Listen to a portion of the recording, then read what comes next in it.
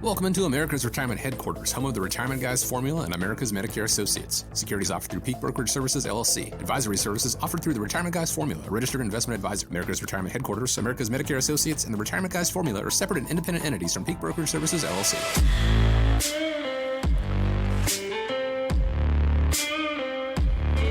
Thanks for joining us today here on America's Retirement Headquarters, home of the Retirement Guys Formula and America's Medicare Associates with Nolan Baker and Scott Kirshner. My name is Chris Swan, and whether you're a first-time listener or you've been listening for a while, we appreciate you joining. Here's the number, 419-909-3319. That's 419-909-3319. You can always find them online, americasretirementheadquarters.com. On today's show, we're going to talk about the Dow Jones crossing a new milestone and how investors should prepare for this new year, 2021. We'll talk about some new federal deficit numbers and what they could mean for your future taxes. But as we start every week's show off with a how-to, we're going to talk about how to determine when to draw Social Security benefits. But before we do any of that, let me check in. Nolan, Scott, how you guys doing this week? Doing great. Happy New Year. It's finally 2021, so we can put 2020 behind us and hopefully all great things to come this year. Amen. I can't echo that anymore. Welcome back, Nolan. I know you were out last week, but glad to have you back. I think we all agree. Glad to have you back, Nolan. Yes, and let's never speak of 2020 again. But let's jump into it. You've talked before about the benefits of waiting to claim Social Security, but David Bach, the author of Smart Couples Finish Rich, tells Yahoo Finance that is not necessarily true for everybody. I recommend if you don't need the money, this is very counterintuitive. If you don't need the money, you take it early. And people go, why?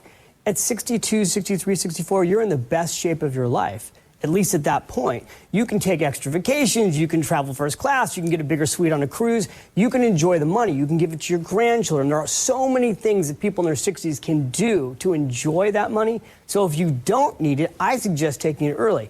Unfortunately, if you do need it, it pays to wait because it's worth so much more money. And that's the part that's unfortunately unfair for those who haven't done a good job of saving. So there are hundreds of different ways to claim Social Security, and his logic there is sound, but it's a little complicated. What do you think? Do you agree or do you disagree? Well, I think there's definitely something to be said about enjoying retirement in your early years where you can travel and spend time with the family and go do things. So, on one, it's kind of appealing to be able to take that income and be able to enjoy it. And it really comes down to kind of three choices for Americans on when to take Social Security.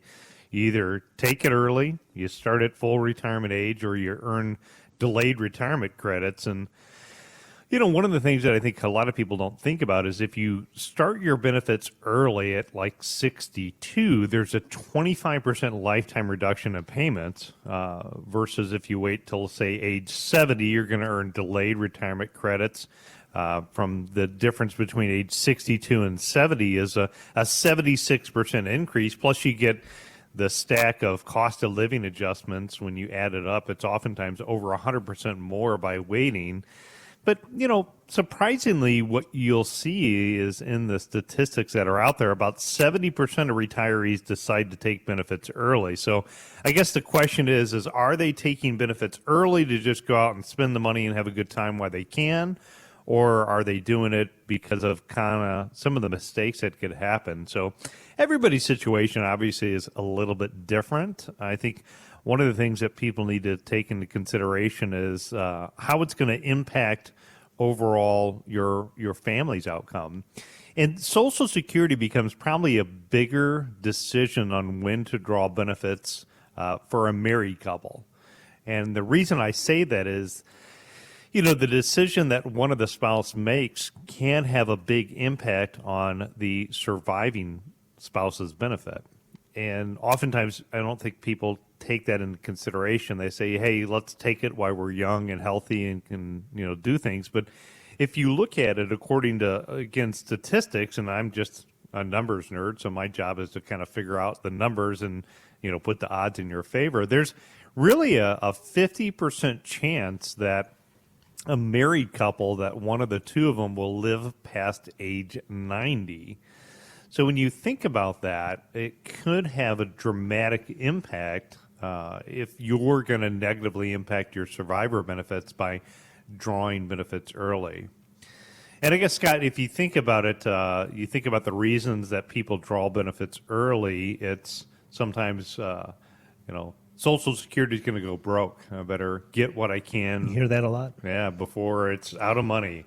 Other times people say, well, it's just natural. I take benefits and start Social Security right when I retire. Or other times I've heard people say, well, I've run the break-even analysis, and Nolan, I got to live into my 80s before I even break even. Yeah, that's I hear that a lot as well, and I have found where a lot of people just don't know, and they say, "Well, I turned 62. I just thought I was supposed to," and it's like, well, you really have to do the numbers and meet with our team or someone that can at least give you some better information on when and why you should maybe delay that.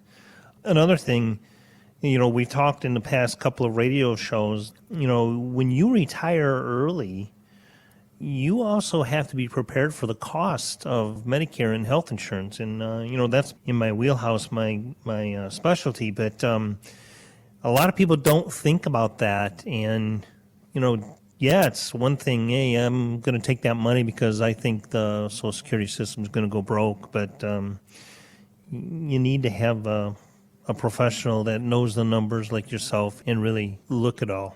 Other things to take into consideration, just besides your health insurance cost, are things like taxation. What oftentimes people don't realize is there's, a different system of taxation when it comes to drawing Social Security benefits. So you and I, as average everyday workers, we have income that's taxed at a certain tax bracket, if you will.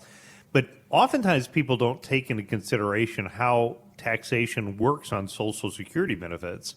And quite frankly, it can work for you or it can work against you. Oftentimes it can, by drawing benefits early, put you into a higher total tax bracket when you factor in some of the taxes that you would pay on Social Security benefits. So again, you've got to really kind of do the analysis and figure out, when's the best approach. One of the things on waiting to take it later in life is you've got to kind of bridge the gap. So a lot of times as we talk about delaying benefits, I'll often hear people say to me, Nolan, well, I'm going to retire. I'm not waiting until, later in life. I'm not waiting until 66 or age 70. I've made the decision to retire. And by no means are we saying that you have to wait to retire if you're going to delay benefits. But what you need to do is you need to have a bucket of money that's designed to bridge that gap. So I do think that you should go out while you're young and travel and, go skiing and see the world and spend time with your grandchildren.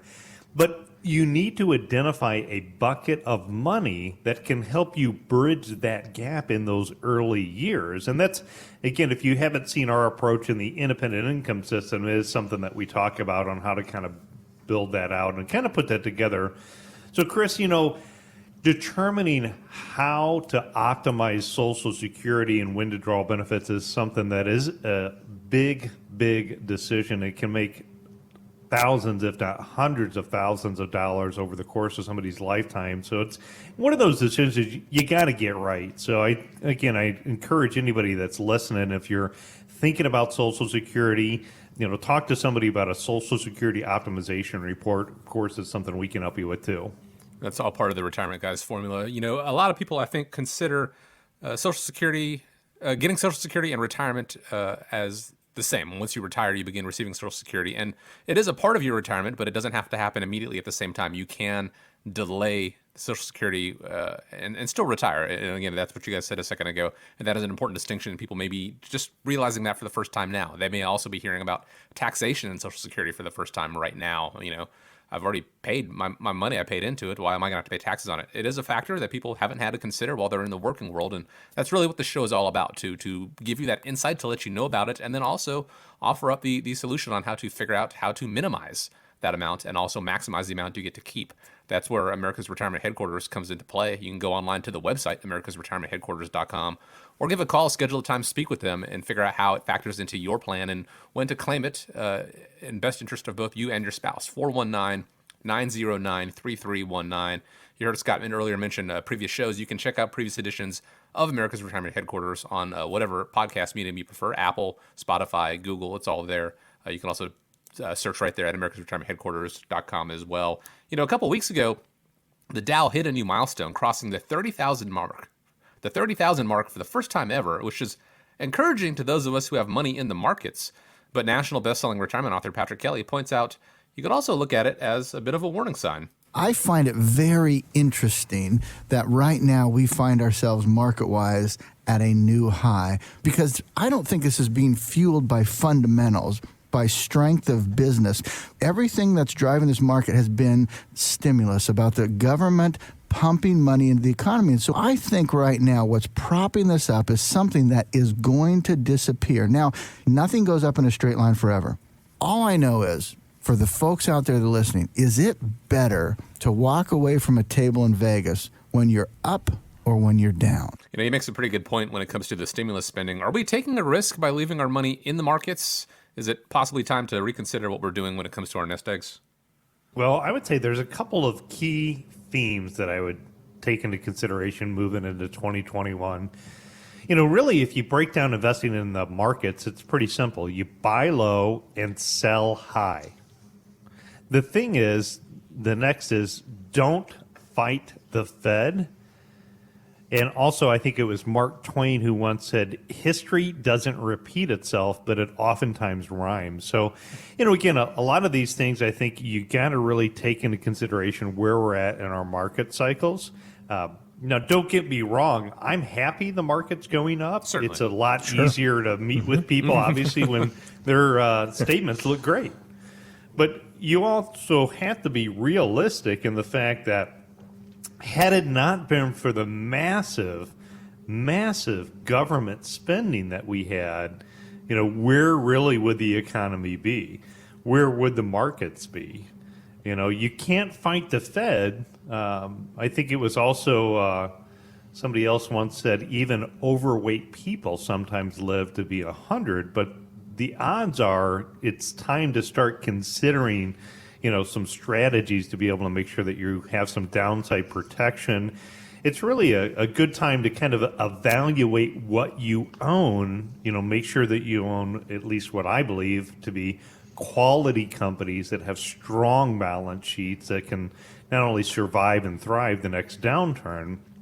And it's not so much about trying to time the stock market, because, again, the younger you are, it's more about having time in the stock market. At the same time, for those of you that are listening that are close to or in retirement time, if you're taking money off of your stock market accounts and the market goes down here in the near term, you know, what you can do is you can actually negative compound your account, which means you'll be forced to sell off more of your money while the market goes down, accelerating the losses in your account. So it's, again, kind of depending upon your time frame, makes a decision on what your asset allocation should be. Again, with the independent income system, we look at different buckets of money that are designed for different time frames. The longer the time frame is, the more that maybe you can have allocated to equities and be able to be positioned and not worry about some things. But I would say that Patrick Kelly is correct in the fact that this could be a warning sign to, you know, not ignore. It's something to take into consideration, and it's a good time to review your portfolio with the new year. You should always take a look at starting off the new year to make sure your asset allocation lines up with what your overall investment approach is. And even though the year is a couple days old already, and people usually make their resolutions before the year winds down going into 2021, here's one I want people to think about. Whether 2021 is the year that you plan on retiring, whether it's still 5 years from now, 10 years from now, make this the year that you really get serious about it and start developing that plan. And maybe there are things that you can kind of pull off the table and have a little bit more security if the market does, as Patrick believes, you know, if the market is headed for a downturn. Because at some point over the course of your retirement, it will happen. So making sure you're prepared for it all starts with developing that proper plan. And that's where America's Retirement Headquarters comes into play. 419-909-3319 is how you schedule a time to speak with them. 419-909-3319, or the website, americasretirementheadquarters.com. We have the first 2021 deficit report from Uncle Sam, and do you want to guess which way the numbers are headed and what that might mean for your future taxes? We will talk about that when we come back from the break. You've heard about compounding interest, your money growing over time. Albert Einstein called it the eighth wonder of the world. But as your money compounds, so does your tax bill on that money.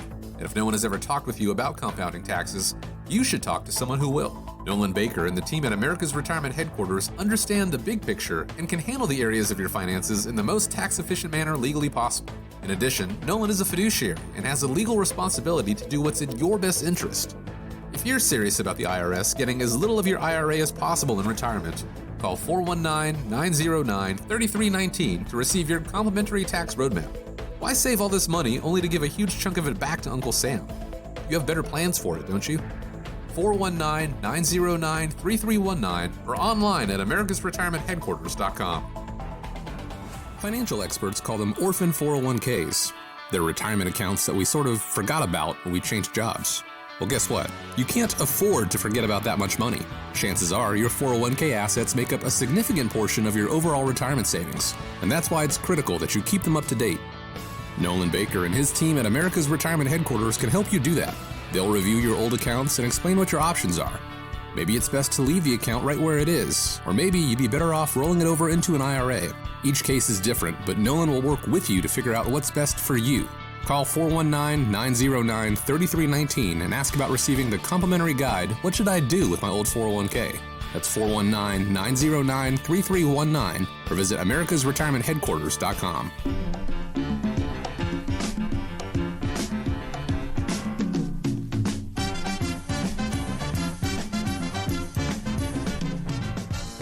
If you recognize that music, congratulations, you are a true Wheel of Fortune fan. That is the original theme music to the popular game show, which debuted this week back in 1975. Guys, I'm going to put you on the spot here. Do you remember who the original host of Wheel of Fortune was? Oh my gosh. Not Pat Sajak. No. I thought it was Pat Sajak and Van Wyck since day one. I mean, they've been around so long you would think so, but actually it was Chuck Woolery and Susan Stafford. Gosh, that's right. So you guys can win a bet next time you're out and about, whenever that is. Welcome back to America's Retirement Headquarters here on News Radio 1370 WSPD and 92.9 FM. 419-909-3319 is the phone number. AmericasRetirementHeadquarters.com is the website. Although we're just now beginning the new calendar year, Uncle Sam actually began a new budget year back in October, and in the first 2 months of that budget year, the federal deficit was 25% higher than in the same period the year prior. So I'm afraid to ask, but I need to ask, what might that mean for our future tax bills? It's getting real scary. It's getting really, really scary. So those of you that are listening, you've got at some point to get fed up with this government spending. Yes. I mean, it doesn't matter, Republican or Democrat. It's just crazy the amount of money that the government continues to spend. If you look at the deficit in the first 2 months, the budget was 25% higher than it was the same period a year ago. You know, as dealing with spending of the COVID pandemic soared with tax revenues continue to fall. The Treasury Department says that the 2 months of the new budget, the deficit totaled $429 billion. That's up from $343 billion in the previous October-November period.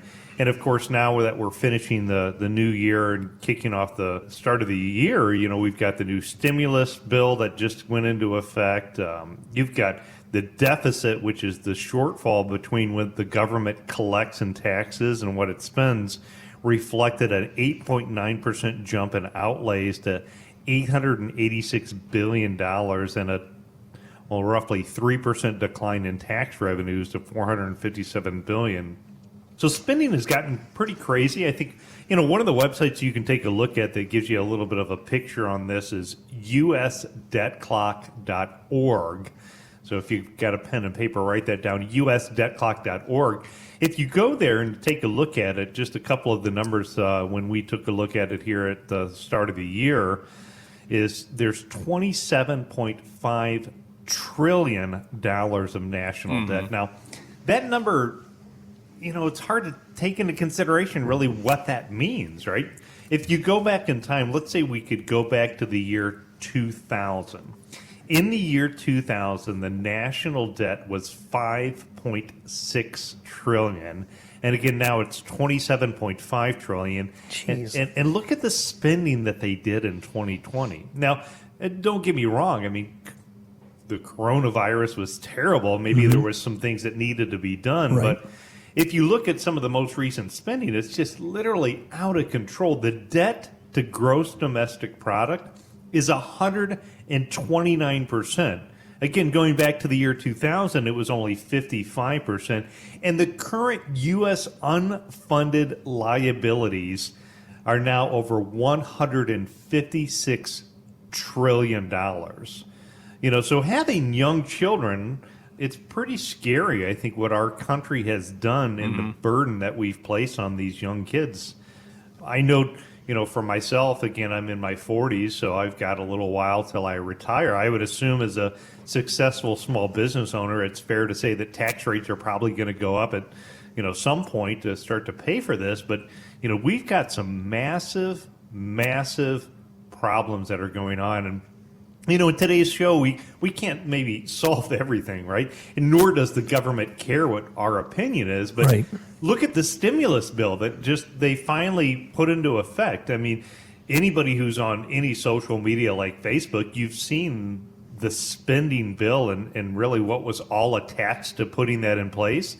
You're going to give roughly 20% of the stimulus bill to help Americans, and you're going to give 80% of it to like foreign aid. We're going to give billions of dollars for pork projects to fund gender programs in Pakistan, new national malls. We've got internet freedom. You've got 5,593 pages that the political leaders that we appointed had just a couple of hours to review and decide if they want to sign off on. We could spend an entire show just talking about some of the items that were in that, bill that, our leaders, in my opinion, let us down on and passed. And again, I am all about helping Americans. I agree with you, Amen. Scott. Yeah, if we should do something, let's just help Americans. Why not just put something that's as simple as that? Why do we got to put $250 million over 5 years for Palestine economic aid, which was pushed by the New York Democratic rep? So I guess if you're listening, you're fed up, maybe you're frustrated, and the reality is we, maybe as individuals, we can vote, right? But at the end of the day, we can't control what our government does. But what you can control is you can control your individual tax situation. So if you listened to the show last year, you'll notice that towards the end of the year, we spent a lot of time talking about getting your end of the year tax plan done. If you're working with a financial professional, if you're working with an accountant, if you didn't run or have a conversation or get informed about end of the year tax planning, I think, again, that might be a little bit of a warning flag. But it's not too late. 2021 is now just kicked off. Make this your year that you take control of your financial situation. Things like looking at deciding when to pay taxes on your retirement accounts. You can pay taxes oftentimes now, or you could wait to pay taxes later. Sure.